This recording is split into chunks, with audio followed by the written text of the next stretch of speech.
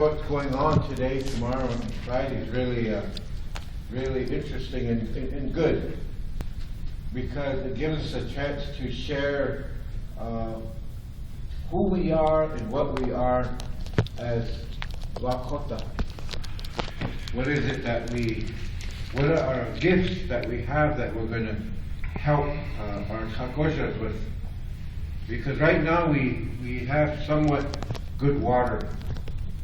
We have good quality water, but the potential is very high that our Takoshas won't be able to enjoy water as we do.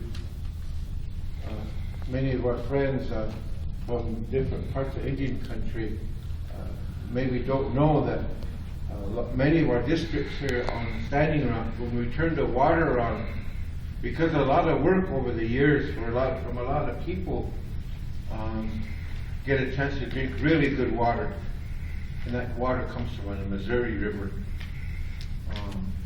The folks that are in this field of work tell us that the best water you can drink is river water. I used to think it was well water, but it's water that flows on top. I can't remember the terminology they use. But when that becomes contaminated, then it's going to be very tough for the Takoshas. And a lot of you who are in the travel programs, I want to thank you for your work.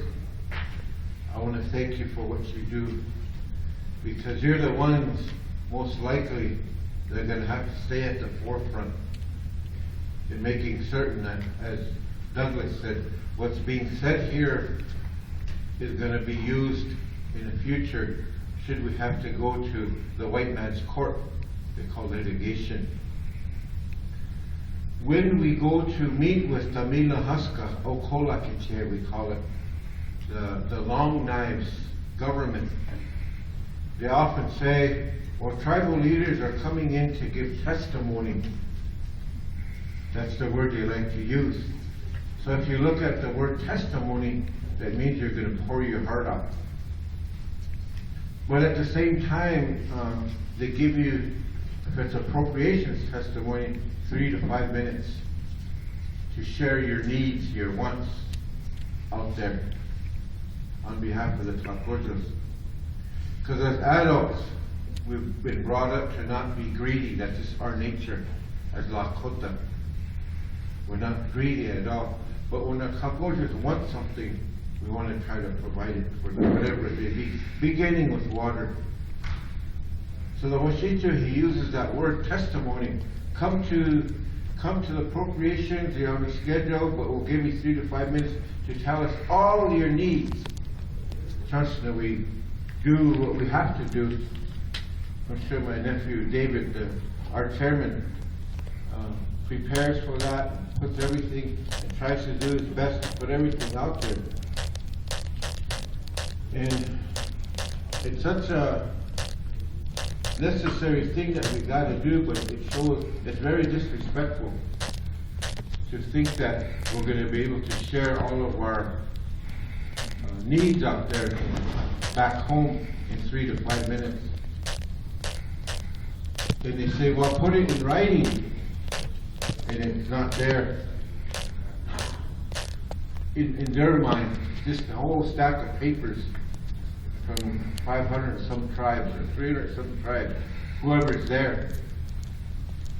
So it's important to know these things as we're going to be sharing different wisdom amongst ourselves here. Because in a Lakota way, we don't say it's testimony, we call it wisdom.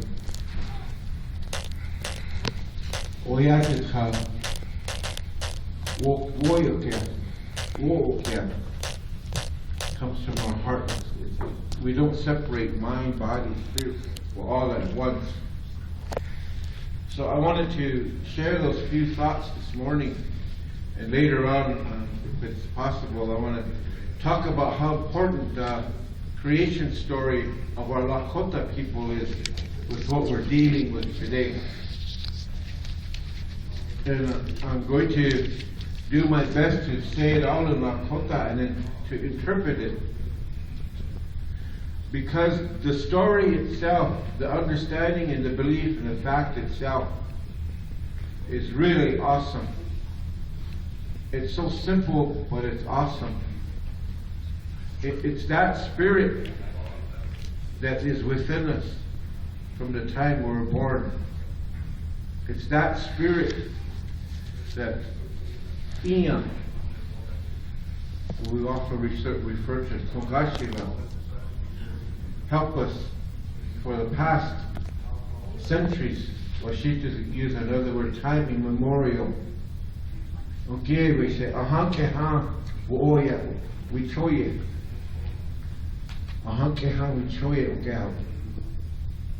So it's that spirit that we want to be able to continue on, and this is why I'm thankful for the younger ones and everyone's tribal employees for the work that they do, because it is a life or death situation.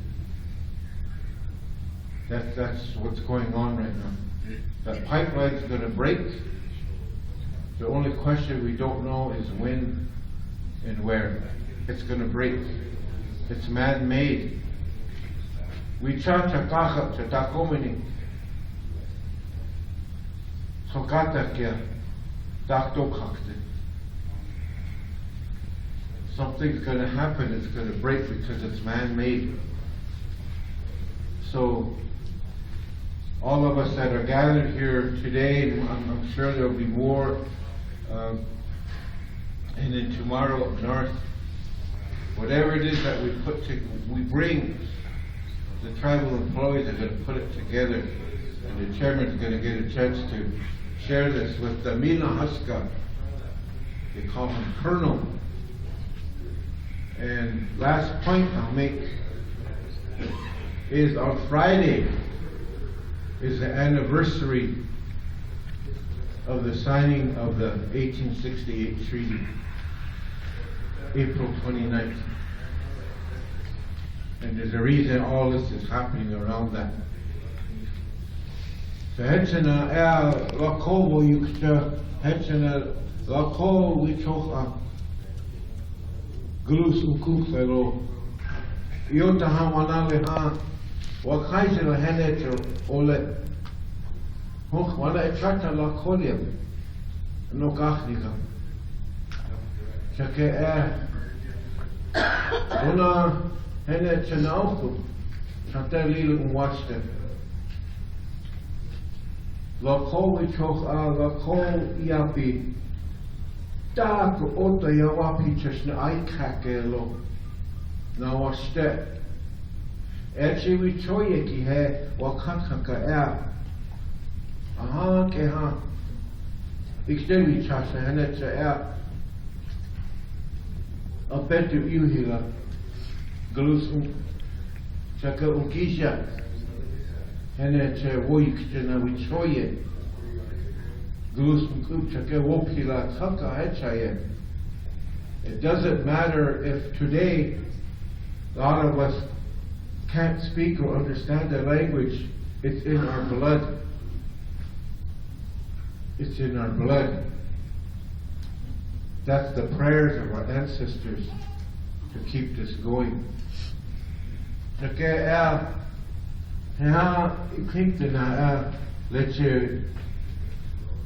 Wakakaka etke hoye unyoktelo the same mishnalas niecha ke woche ke yuhaya yutaka ke hela kowichoch wableze chuhape.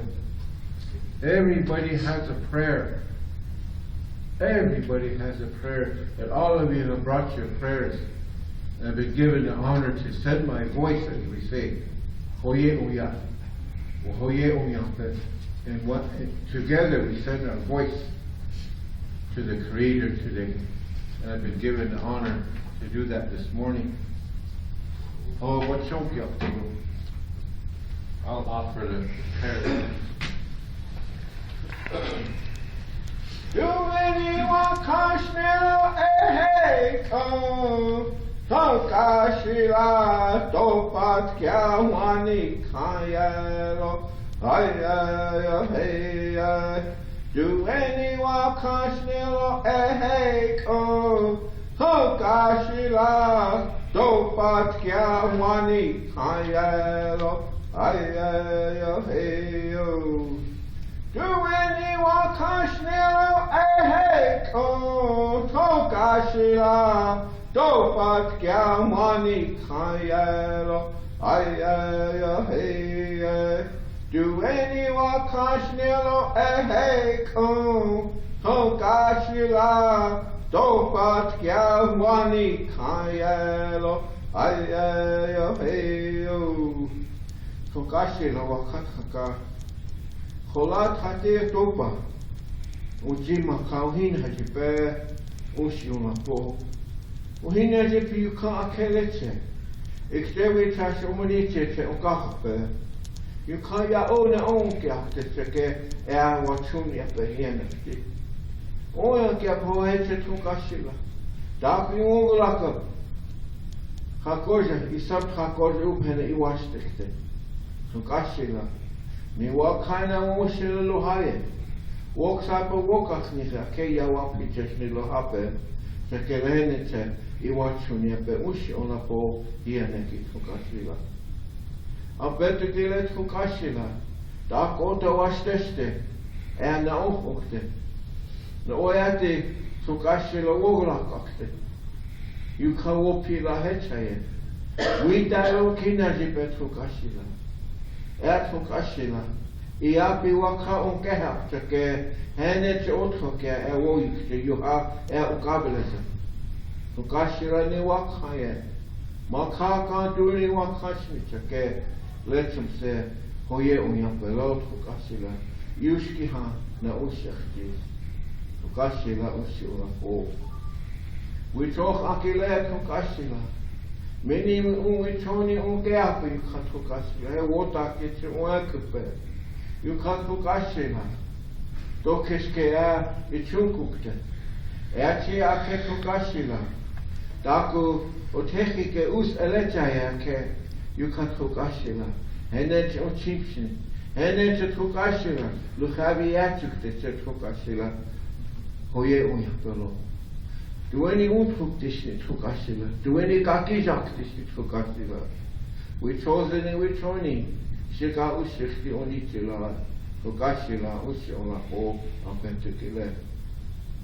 Na apentukile Tokashila. Oyate kituktekte washigala Tokashila. Ishtamini mi yukseche. Wichukik selfolo apentukile. The dona wotishni yakab yotaha Tokashila. Wakhaijala na hakala. Shika akich ayakab seche.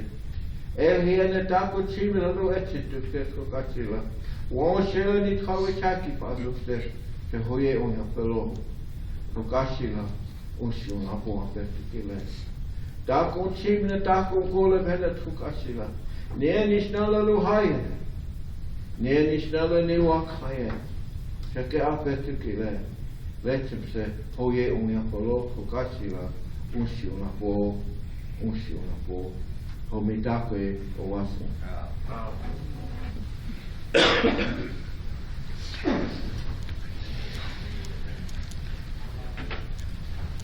Thanks, Jay.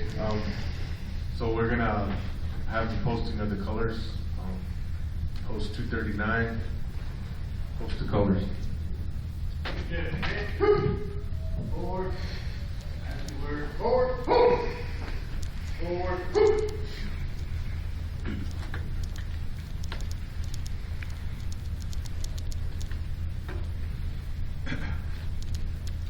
Lock time. Detail. Present. Order.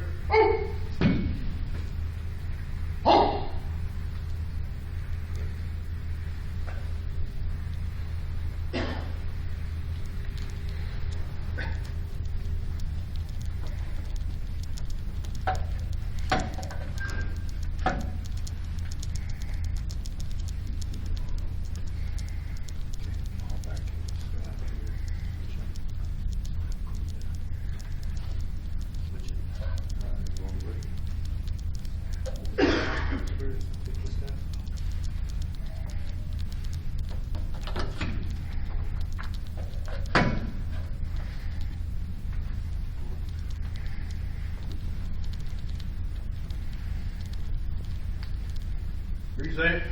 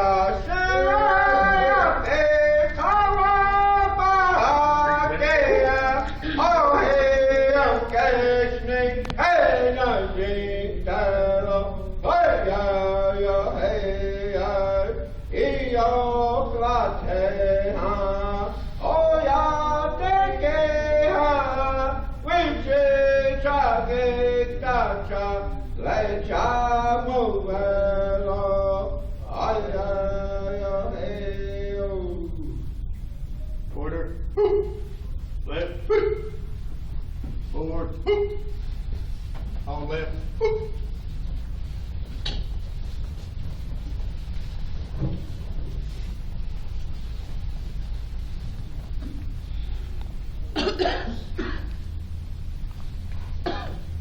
Thank you.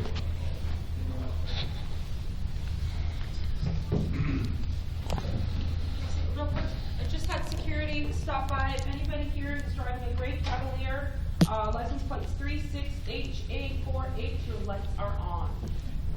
And your kids are crying. Thank you very much, Jay. Thank you, Post 39. Thank you for being here, all of our visitors, relatives from Standing Rock and off the reservation. Today is a day that we come together in order to provide information on the Dakota Access Pipeline and its potential hazards to our people and our culture and our way of life. Before I go on I would like to call up our chairman of the Standing Rock Sioux Tribe to come up and say a few words first. And if our program directors can come up and have a seat up here. So I know you know who you are, Jeff, Allison, Peter, LaDonna, and John.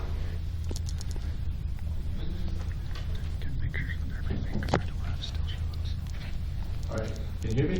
Do I need this mic or? Is this one better? Okay. I wanna thank everybody for coming. Thank everybody for being here. I know this is something that is important to you if you're here. And go ahead, why don't we have the program directors come up, because I want to recognize them. John, Allison, Doug. I know Randez Bailey was going to be here, but there's no one in her office, so she's going to go up to the next one tomorrow. But just so you know, the tribe has been accused of doing nothing. I was told at one time that you guys are not doing anything about this pipeline. And that's not true.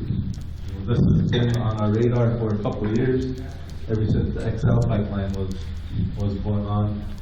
The Tribal Historic Preservation Office has been active in requesting consultations with the Corps of Engineers. Doug has a book full of letters, correspondences with the Corps of Engineers. And from the beginning, we've been saying we don't agree with this pipeline. We oppose it. We even had some people from North Dakota and the energy, Dakota Access Pipeline, Energy Transfer Company, come to the tribal chambers for a council meeting, and at that time we said, don't do it. We don't agree with this. We don't want this to happen. So we've been actively opposing this pipeline, and it's really encouraging to see people come up, people stand up for something. it just goes to show that we do have the ability to make a difference if we choose to. There's a lot of things that happen and throughout history, and it's disappointing to see time and time again that the federal government doesn't hear us, doesn't recognize us, and it continues to happen today. I'll give you a couple of examples. This is one example, Dakota Access Pipeline. This is important because it affects our water, but we've been trying to get a bill passed. Before Charles walks up, or I don't think he's walking up, he's just getting coffee. I want to recognize Charles, Corey McLaughlin, and Frank Whitepool. These guys, is that better? These guys are on council, and they've been here, but they've been a part of this whole time, this battle that we've been going on. But we've been trying to get a bill passed to transfer the core land back to the tribe. This has been ongoing since the taking of Missouri River, making it into late 1944 flood control fixed loan act. We've been trying to get since we've got JTAC. Part of the language was to transfer land. So today we're still working on that. And I think we're getting close, but the problem is we have to get support from delegation. So we go to North Dakota, all the North Dakota delegation is in support of transferring land. We go to South Dakota, there's a hang-up with Senator Thune. And it just goes time and time again. And there's another example with Peshla. So tribes came together and they bought Peshla and the Black Hills. And we've been trying to get that put into trust. And we got the Department of Interior to say, let's put this into trust. This is a sacred site for the tribe. Now the governor, Governor Dugard says, I'm not in support of this. A year ago, we met with the governor and said, we're going to do this. We're going to try to apply for trust for this property in the Black Hills. And he didn't say any opposition at that time until the Department of Interior acted. Now he's opposing it. So it seems like time and time again there's disappointment by the federal government, by the state government, by whoever, whenever the tribe is trying to do something for its members, for its people. Yesterday we had a tribal council meeting. I had a group of elders come forward and they expressed all the concerns that they have with the tribe. And they're real good concerns. They're real important. And as leadership, we have to listen to these. And it just makes me wonder, whatever we do today, we should be thinking about kids in the future.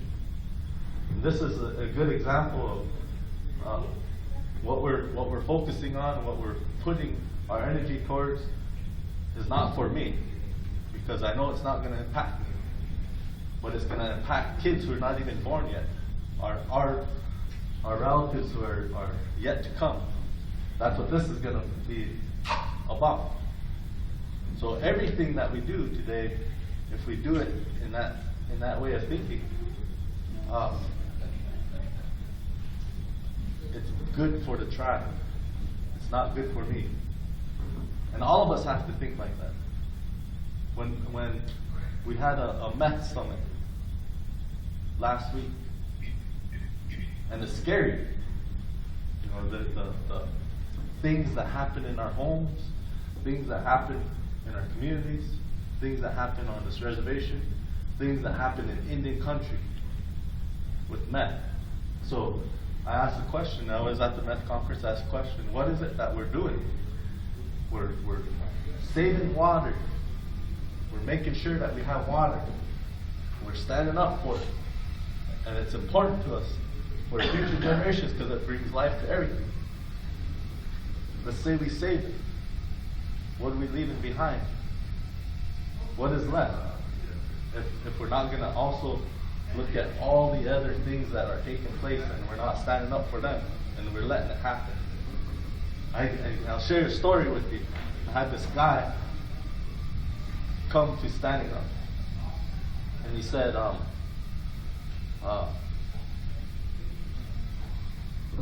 he wants to tell his story to the schools, and he gave his life history. And what he did was he started having kids open up to him, and he talked about suicide.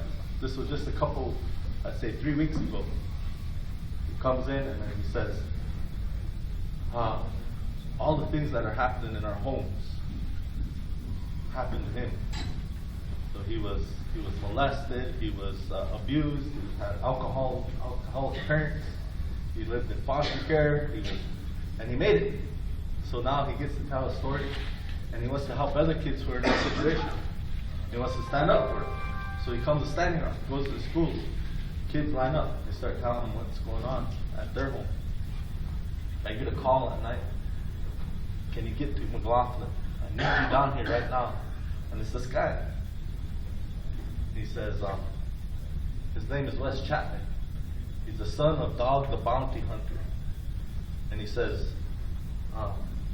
I need to talk to you. I got to tell you a story that I just heard. We have the CI involved. We have BIA police. We have CPS involved.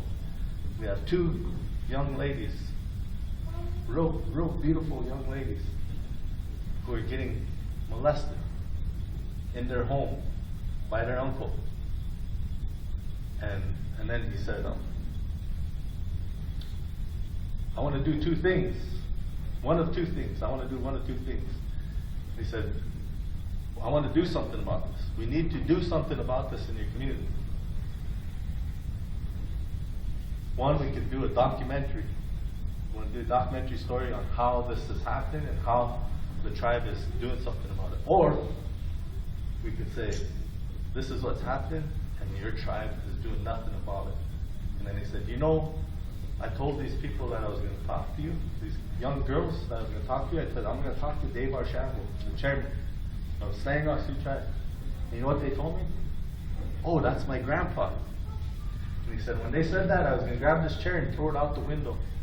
I was so mad. You're the chairman of this tribe and you're doing nothing about what's happening in the homes in your communities. So I had to step back and I put a shield up right away, because he doesn't know what we're trying to do. He doesn't know all the things that we're trying to help with. So this is really important. This water is important to us. But we also have to think about what's going on at home. What's going on with men. What's going on with abuses that exist. Suicides. That's when this is over, I hope that we can still come together, because it shows me that we have the power, we have the capability to have prayer, to ask for prayer, to stop something that's meaningful to us, something that's important. And our kids used to be the focus of our lives, used to be the most important thing to us. But now we're seeing this thing called meth take over, and the kids are left behind. So, we have done, I was told by the Energy Transfer, Senior Vice President of Energy Transfer, who is responsible for that. I was told by him that Standing Rock Sioux Tribe has done more than any other environmental organization in this nation to try to stop a pipeline. He pushed all the right buttons. He talked to all the right people. And you guys have a sincere investment. So every time you talk to somebody, it sets a chain reaction. And we did. We talked to all the senators. Went to D.C., talked to all the senators. We talked to the Department of Interior. We talked to the ACHP, American Council on Historic Preservation. We talked to Civil Works, who is above the Corps of Engineers. We talked to Department of Interior, BIA, EPA. EPA, we talked to the administrator. McCarthy, the head of EPA. And we got letters from them, from those discussions. We got letters from those departments, these federal agencies, written to the Corps of Engineers, to the colonel. That stuff has never been done before by any other environmental organization. So we've been doing all that we can, and we're still moving forward. We're still pushing forward. And all the input that we have, that we sent, and that we talked about, came from these guys. So we have an EPA director. We have a THPO director. We have a water director. We have game and fish. We have MRI. We have every department that is going to be affected has put input into this fight. And all the information that we share, that we send out, comes from these guys. So makes my job easy because I can depend on them for anything, gather information. And it's been challenging, and at the same time, all that we've done, is it enough? We'll get criticized if it's not.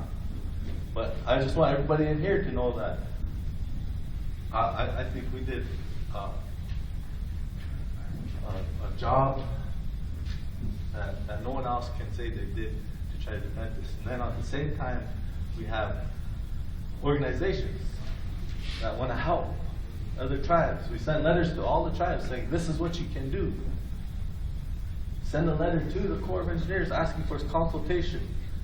We addressed it to every chairman in the Great Plains because they're calling saying, what can we do? So this is what you can do. Whether they did it or not, we don't know.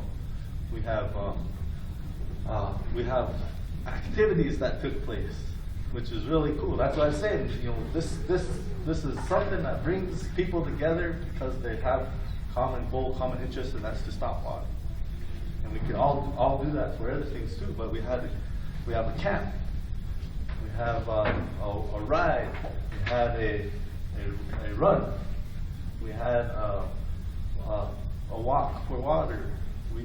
There's all these things that it had nothing to do with the tribe, but there's outside individuals, outside of the administration, outside of the tribal programs that said, this is important to us, and we want to build awareness, we want to stand up against this. And I appreciate all of that effort because it helps. And I just want to recognize Doug for taking this on. He got a name out of this and everything. So,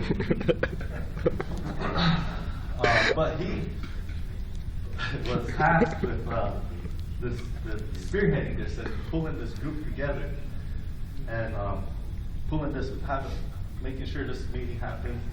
Been out to all the districts, letting the districts know what's happening, trying to get information out to everybody, and was tasked with that responsibility. Somebody had to do it, and he stepped up. So I just wanted to thank him. If you get a chance, and again, everybody's going to say he's not doing it, but he's trying the best he can with what we have. We have our attorneys; they stepped up, and then tribal council. They all stepped up. So, with that, if you have any questions for me, I'll be willing to take them. Go ahead, Jim.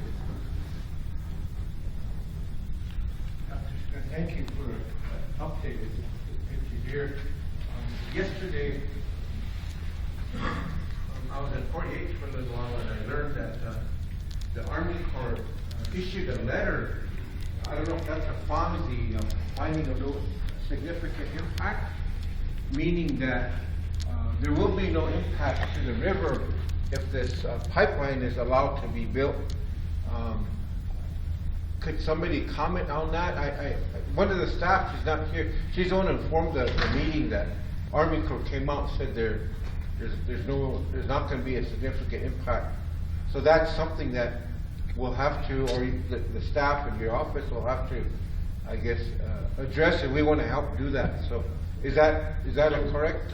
I think what you're talking about is the state of North Dakota SHPO, State Historic Preservation Office, said that there's no significant plan. So it's not the Corps archaeologist, but the state concurred.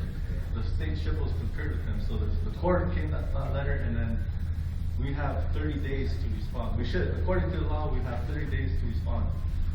So what we're gonna do is, and I have to make a couple calls, just to let them know that, we plan on responding to that. Saying that according to the law, that there are significant findings there. John is talking, and John can probably comment a little bit, our team can talk about what we're gonna do. But we're planning on designating that place a historic site, cultural site, through a tribal resolution, so that there is something there that says this is gonna impact something that's significant. And then, what it didn't do is the Corps didn't issue a permit and didn't issue a bond finding of no significance. So that's not, it's just with the historic archaeologists saying that there's nothing there that's gonna be impacted. There are things there, but the way the pipeline is gonna be constructed won't impact them. And I think you have maps and pictures of that, what But they have. did the letter that was referenced yesterday, did that come from the Army Corps or did that come Yeah. from the state? No, the Army Corps, but the state didn't, the state concurred that there was nothing, so that the SHPO, and because this is not on reservation, it falls within the State Historic Preservation Office, so it's the SHPO that says, you're right, there's nothing there. But now the typical Tribal Historic Preservation Office wants to respond to that, and according to the law, ACHP, we have 30 days to do so. So is there a chance, is the angle going to be used from us, to ask them, why are you saying there is no finding? Because I know we're going to respond appropriately, but I think one of the key questions to ask them is, why are you saying there's no? Because they're going to make all kinds of excuses in response to what we are going to be saying. Here's my concern. Over the years, when we get postured in situations like this, and we do what we were supposed to do, we have very capable people. So I'm thankful that all of the folks you got there and others are there to respond. But here's what happens: is that when we do that, we kind of put, as we should, and we should continue to do this, put all our cards on the table, so to speak, which we should do in defense of our homeland, in this case water. They're going to take that and they're going to make it part of their record, and they're going to say, we now know about Indians. And however we can do that, if there could be a statement in there that this does not qualify you to know about Indians, I'm saying it in layman's terms, of course, but if that statement could be made to them, because over the years, that's what they do. I say that because there's a late governor I met with in the 90s during the mitigation. We were going to have prayers before we met with him, and he said, oh, I know all about that. So then I asked him to lead us in a prayer, then he wouldn't. So but this is just something that I would suggest, and maybe the staff could talk about it later on today or tomorrow. That make sure we say that to them. This does not qualify you to say you know about Indians. That's what they always turn around and they try to use that and throw it back and put their own twist on it. But the work you're doing, Fish Guy Kata, is good. I try my best to keep up, but our role, I see it as number one, to continue our prayers so that with the good work that is going on can be continued. The only task with that, as always, is that to communicate this out. But today, tomorrow, and Friday are good days to know this and to feel it. So Isha thought I'd make that suggestion about, as we work with our non-Indian counterparts, we can match whatever they're doing and go beyond. So I'll let John address it. If there's nothing else for me, I gotta get back to I wanted to be here for this, but I gotta get back to the tribal office. And then I got a meeting in Bismarck. So, if you have any questions for me, specifically, and it don't have to be about this, it can be on anything, go ahead. When you identify as a trust, what are you talking about? Both sides of the land, or when you talk about putting it in trust, the land? Oh, cash lot? Yeah, no, on the other side of the river. No. Designating it a site. Oh, for designating a site, putting it in trust. I think he's. On the other, we own the other side of the river. Yeah. You know, and a lot of people need to be updated in the mineral rights. I look at the mineral rights. The government failed to buy mineral rights from the native people. They bought the topsoil, if you look in history. But also, if you look at in a book called The Damned Indians, if you look at that book, you're going to see all the land, the description, both sides of the river, and still people own land under the river yet. There's mineral rights there. And see, that was a native lady that was living on that side, that land. I don't know, maybe the mineral rights are still there, still belong to her or what. I don't know, so you'll probably have to dig into that. But look up that book, it'll tell you a lot. So, I just wanted to say that. Okay. Anything else? John is gonna, he could talk about what, and your question more specific. And Joe Smith was the other one that is part of this team. I'm not sure. Huh? Joe and Elliot, but Joe is one that can talk more on the land issues.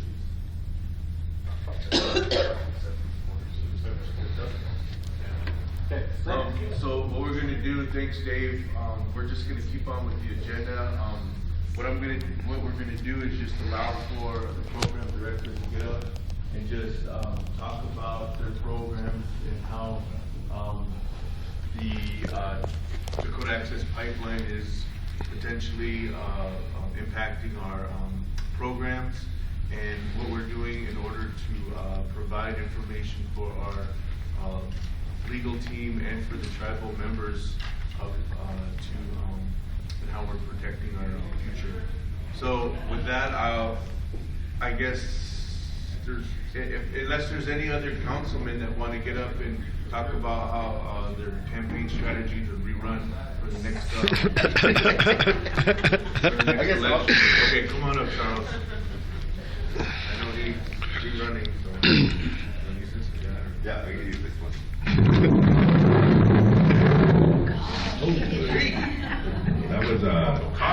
That was better not say this guy likes to really mix things up. That name Chairman's talking about, his name's Dougie Dapple. Remember, it used to be Dougie Diabetes, but now it's Dougie. I guess Chairman covered the area of what the tribe and elected officials, the programs are doing. What I wanted to do was I wanted to get up here and personally thank those on the grassroots level that are coming together. We're seeing a lot of young leaders starting to stand up, and that's really it's a good feeling, you know. And right now we have some of our relatives from here, Shine River and down the river. They're running down to Omaha, and one of them comes from this district, this community here, Wakbala. Her name's Bobby Jean Three Lakes. Her mother Mona Forebear and her boyfriend, and there's a few others from Bear Soldier Kennel. They're all running together. And one of the things I seen, I know one of the people involved with the ride had not intentionally, I don't think, but he made the mistake and had said that the ride to Cannonball was the first, but I wanted to correct that. The first was the community of Wakbala, when all these young people stood up. They didn't ask the tribe for money, they didn't ask for assistance, they just did it. And I wanted to thank these young people in Wakwala community for doing that. And that was the start of the grassroots movement. You know, before the camp went up, before anything. So I went down, I took some water, some oranges and bananas. They prayed and everything by the junction down here. So I said, well, I'm gonna go walk with these guys, babe. I said, my wife, okay. She jumped in. All right, we're gonna get going. I start walking. Holy geez, they took off. There are a bunch of athletes too. They took off. Pretty soon I made it about 100 yards. We were going uphill, but it was pretty good.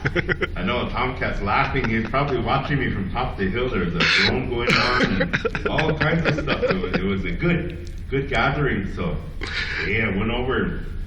One of the things that I seen there that was that really got a lot of attention, not only from our own membership, but the surrounding area, the people of Mobridge, was that I sat there at the other side of the bridge in Mobridge. I sat there, I started counting cars because I looked for about 2 miles back, the whole bridge, and all the way back. So I counted over 200 cars. Pretty soon there was even more, so I just quit counting them. You know, that's how much effect it had. You know, people had to stop and say, what's going on? What's going on here? Why are these young people gathered here? And they had to ask that question, and the answer to that was, our young people are standing up for our water. And I see a lot of people, my relatives, and they want to argue with me. They say, well, elected officials, so I guess that's kind of the territory.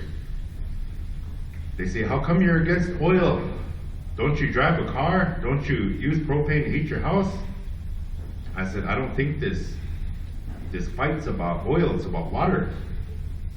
So we need to get back to try to come together as a people. I know that there's a lot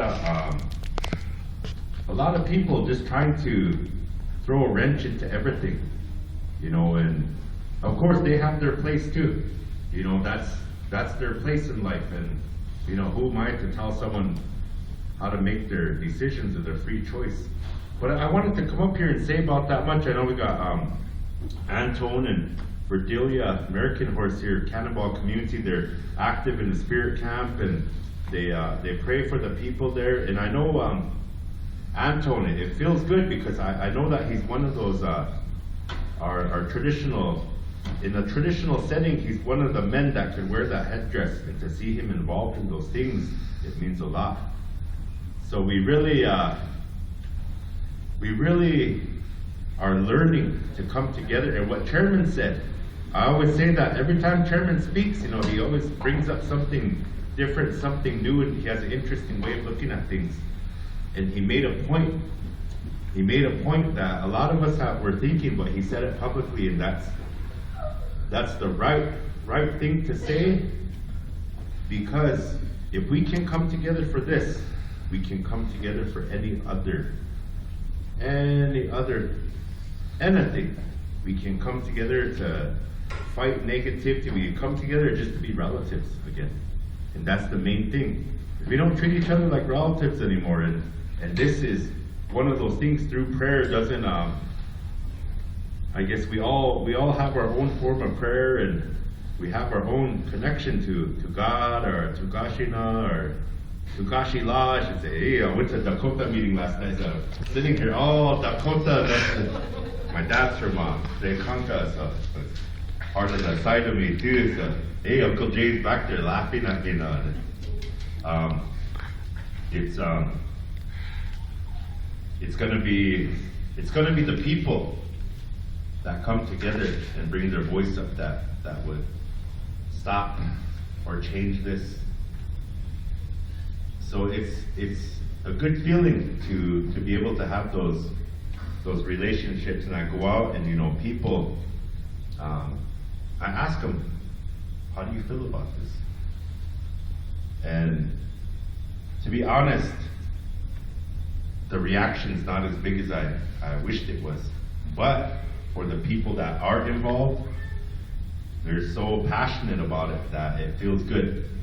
You know, that point where you want to cry those happy tears. You don't know why, but you see the people come together to do something. you get that overwhelming feeling, you know, I haven't had that feeling for a long time, but, you know, our people are coming together. It's, you know, I don't see a state line here. You know, that issue comes up a lot. I say the only time, Corey Max, the only time it comes up is in tax, you know, North Dakota tax committee, different things like that, but I see our people together, you know, coming together, non-Indians, our Sihasapa, Hunkpapad, our Wichina relatives all coming together and saying, you know, we want clean water for our grandchildren and their grandchildren. You know, a lot of times we can be selfish. You know, we want that instant gratification for ourselves to say, I want this for me. But this time it's different because it's not for us. And, you know, that goes to the thinking of our community members, you know, to remind us. So a lot of these conversations have been reminders to me. You know, you need to think about the future. Think about this. This is one of the biggest reminders here is to, as elected officials, or some would say leadership, is to think of the future. And that's a good, it's a good thing for all of us, not only us, but more so for our children, grandchildren, and their grandchildren. So I wanted to say about that much, and I want to thank everyone that's here. And I know we got our relatives here, Cheyenne River, we got some all over. You know, we got a lot of people that are in this because they care. And I know a lot of people that they care, but they don't know what to do. I encourage you. If you don't know what to do, just ask. There's a lot of people that can say, you need help for this, you know, every little bit helps. I know even up to the spirit camp, and they need different things, and most of all, they need visitors. You know, I would say, because then they can share that. What's going on, the reasonings. These people that are camped out, it's really, they're so passionate about it. Some of them have said, you know, I'm willing to put my life on the line, and that says a lot. So it's really, it's good. I'm glad that this gathering, getting back to Doug, geez, that's a heavy job. THPO, EPA, Game and Fish, and Ladonna's everywhere. Holy smokes. I went to a meeting last night, 8:30, went till about 8:30, past whatever, I finally headed home. Getting tired, and pretty soon I was getting low sugar. No, just kidding. But it was good. You know, these directors, these people, they do their jobs, and they do them well. I know as tribal members and employees, elected officials, we probably all hate each other sometimes, but times like this, we do work together, treat each other with respect. And last thing, I guess, anyone have any questions or comments or? Just comment again. Thank you for taking part in this work with the pipeline and water. I'm saying that because your dad, your late father, for many years, if not decades, dedicated his life to make sure that our people had good water as he worked with the MRI programs. It's good to see you, makes me feel good, and I still have a lot of fond, good memories of your dad as he worked diligently for this, and you're continuing that on. So,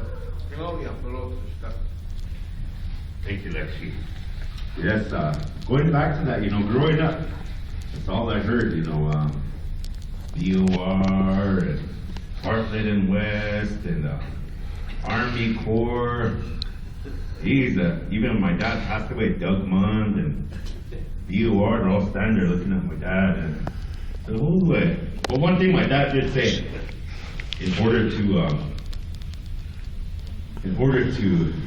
provide services for the people, he told me, because I know one time in 06, around that time I was thinking, I should run for council. He kind of started laughing at me. Can't you take care of yourself, you know? Why would you do that?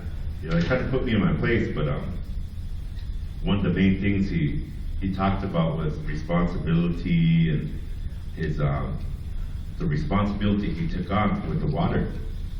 And his plans were for him, he said, I'm gonna retire whenever this water line's completed. He didn't get to see that done. You know, I know they're going into phases. Now they're bringing in the water lines from the middle. Everyone say, oh, that's DAPL on the reservation, but those are water pipes. So you see the big trucks, those are water pipes. They're green, blue looking. One of the things that his work lives on, because we call it the Wakbala Water Treatment Plant, but it's named the Ralph Walker Water Treatment Plant.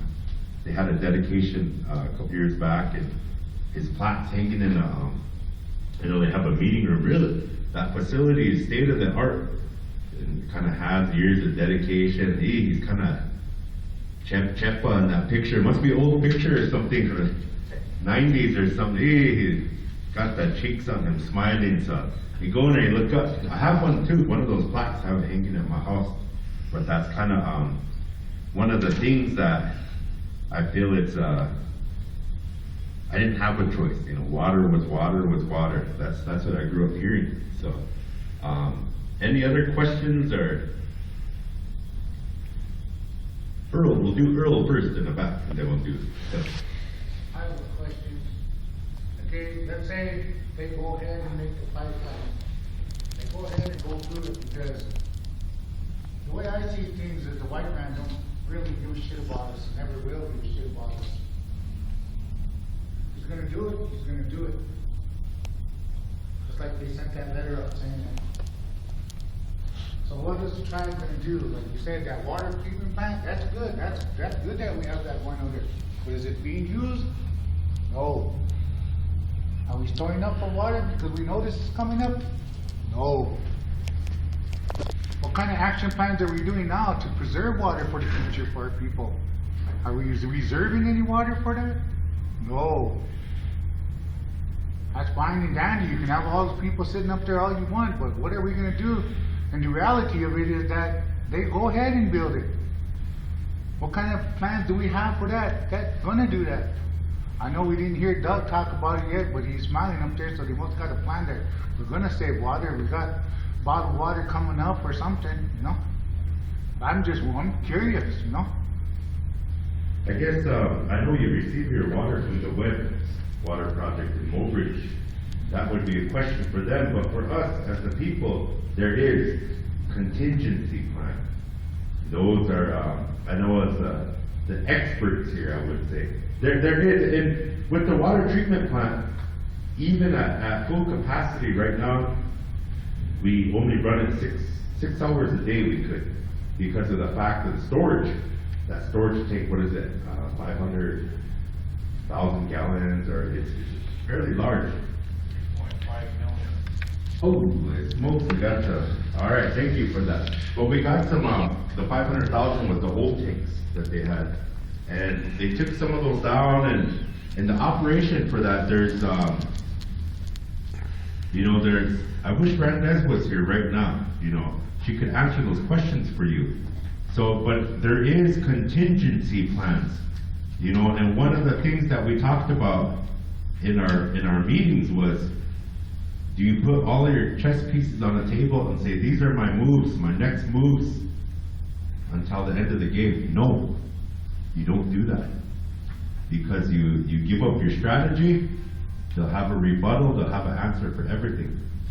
So, I know that Tomcat, Dustin, Mr. Cat, I call him, he received a lot of flack because he wouldn't share some of that information. And he attended, from the beginning, Tomcat's been involved too. I know Mr. Deadman here, his drone's been involved, and I know that with some of this information, we're not gonna put everything on the table, because when you go into a battle like that with your battle plan all out there, I know the people want, what's that word that they always use? Transparency. Are you guys hiding something? No, I don't think so. All the meetings are public and everything else. But as far as the plans and strategizing, those are specifics. If you want to be involved in that as tribal members, you're welcome to attend meetings. They've been having meetings every Every week, there's been meetings going on, and all the specifics have been sent there.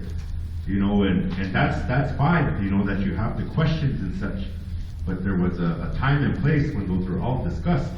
And, you know, no disrespect, Mr. Medicine, but that's the facts of the issue. So anyone, oh, Doug, question?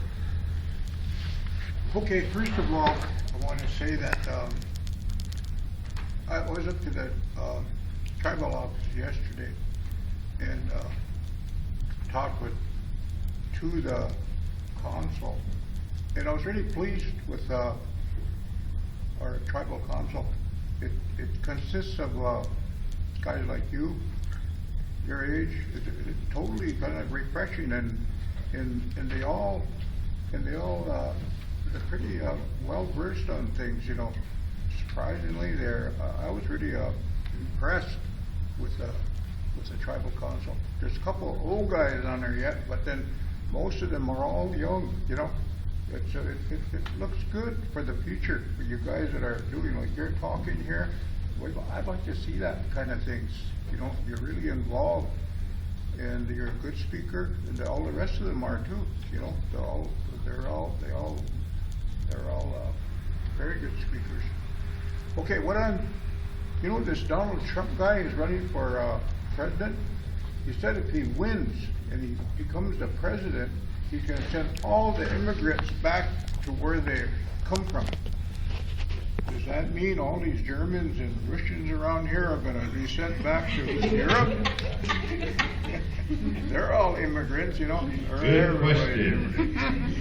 Anyway, I mean, that's just kind of a little joke, though. But you know, this issue about that pipeline going across by Cannonball there, there's already some going across the rivers already, you know, that's already been installed.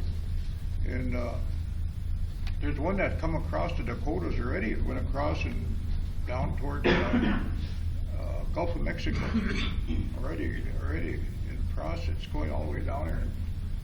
And the oil's going through there already. So, and it crosses the Missouri down further south, down South Dakota. So, you know, that's there already. But this here, the one they're putting here is going to affect us Lakota people. If there's ever just a small leak in there, it's going to contaminate our drinking water. It not only ours, Cheyenne River has a water system that's huge. They got thousands of miles of water line all over every single community on that reservation down in Cheyenne River got good water from the water table out by Swiftburg goes out. And I often wonder, you know, if you guys would do the same thing, because some of our communities got you know, they got the water, but it's not that great.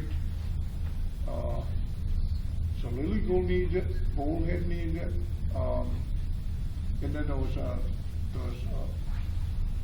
people living out in the country that way too.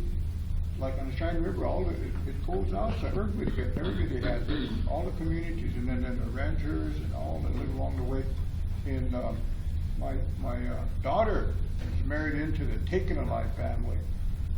And it looks like there's a town going up out there. There's all kinds of houses there. But they got terrible water out there.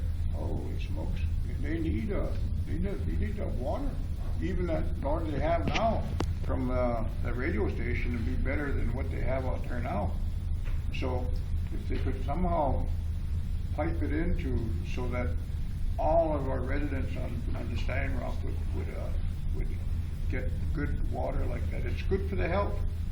Because some of this water that like we're drinking has a lot of things in there that are not too good for people that have heart problems or maybe diabetics and stuff like that. You got to really research that. You know, it's there. It's not very good.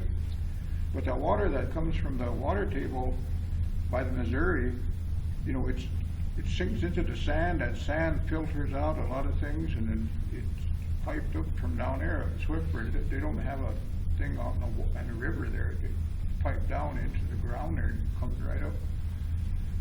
Anyway, I mean, this whole thing, you know, and I see there was writers on TV. I was watching TV, and there was writers from all over that, you know, were involved in this protest up there. Yeah. Which was really good, because down in Lower Brule, they got that mini Huichono water project, and that goes west all the way to Pine Ridge. And Pine Ridge has got terrible drinking water and stuff like that.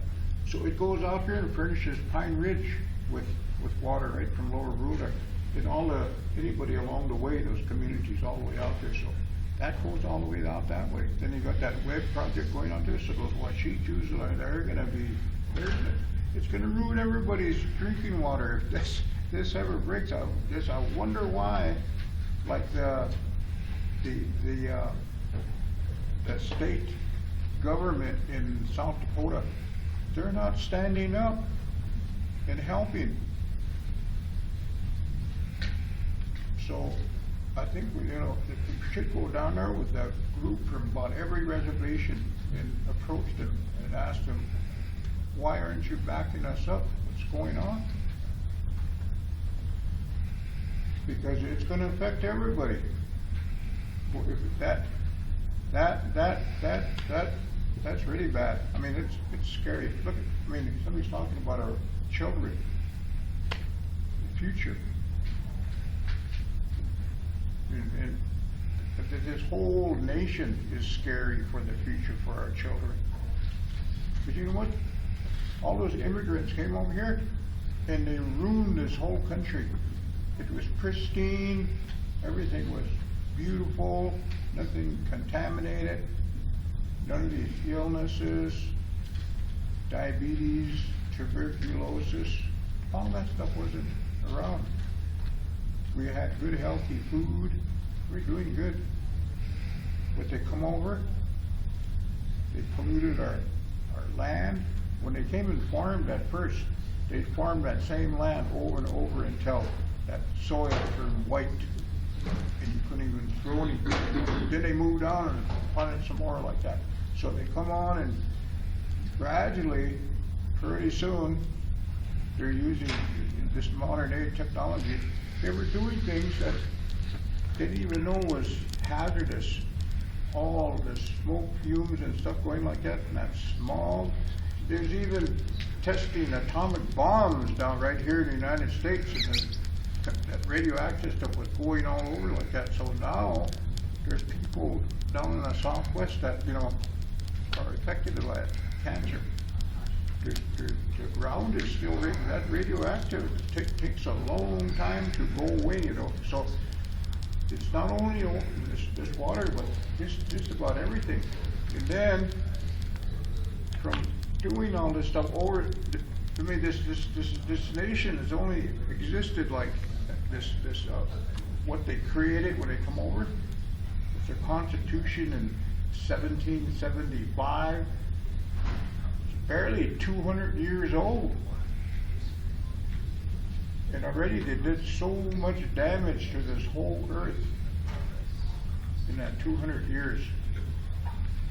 And we're living here and we're suffering from that.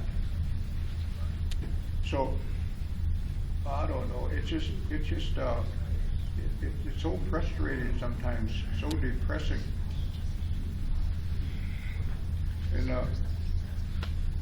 I'm up there in age now. No, I'm not going to be around, but I really worry about my grandkids. They're going to face some things terrible things that they're going to have to go through. Anyway, and just on the positive side, Charlie, you guys are doing a great job. I really appreciate that. You guys are there. You're a good group. Thank you. Thank you, Mr. White. Well, I know people say, oh, we have time constraints, everything, but I guess I feel when our elders speak, we need to allow that time, because we have a lot to learn. Being a younger man, and I want to thank everyone for allowing me to speak, and share a little bit, and I'll be around. I'll be around today. They said free food, so I'm here. But I'll be here. If you have any other questions, you can ask me. Ask me. I'm available. So thank you. I'm really glad Doug brought some of that stuff up. You know, with even Donald Trump, what threat that does to Indian countries. And so all of us have to be aware of it. And one of the things that he said is that he's not just worried about us, but he's worried about the whole world. And I think that's John has a good presentation on levels of maturity. When you go through life, there's levels of maturity, and the first level is yourself. You're a little guy, you're hungry, you cry, you want food. Second level, you're responsible for someone. You have a kid, and you take care of that kid, and that means the world to you. And the third, once that kid